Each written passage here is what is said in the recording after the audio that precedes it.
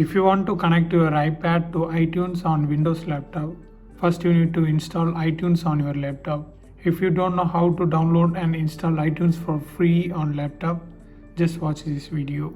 I will explain everything about that, and I will give the link in the description also. And for this setup, we don't need the internet connection. Then take your charging cable. If your iPad charging port was lightning, you need this USB to lightning charging cable. If it is a type C, you need this USB to type C charging cable. For me it's iPad 10th gen and it's a type C charging port, but Apple gives this type C to type C charging cable only. In order to connect your iPad to laptop, you need this USB to type C charging cable. Apple doesn't have this cable, so you can use any other brand charging cable like Samsung, Nokia, anything. You just need one good quality cable, that's it. Now take your charging cable and connect this USB end to your laptop USB socket,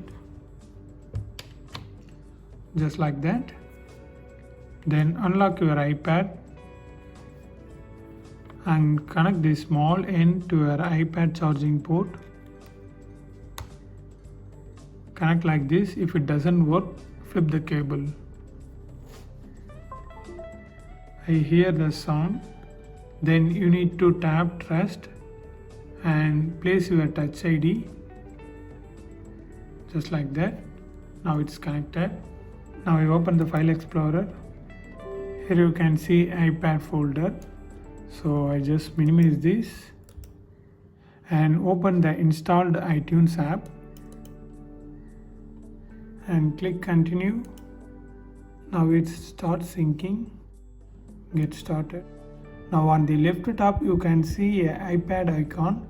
It means your iPad and laptop was connected together for file transferring. So just click that. Yeah, this is the page.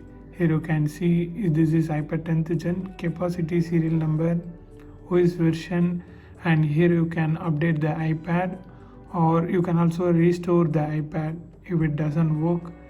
And here you can take a backup, iCloud backup, or store manually on your hard disk like that.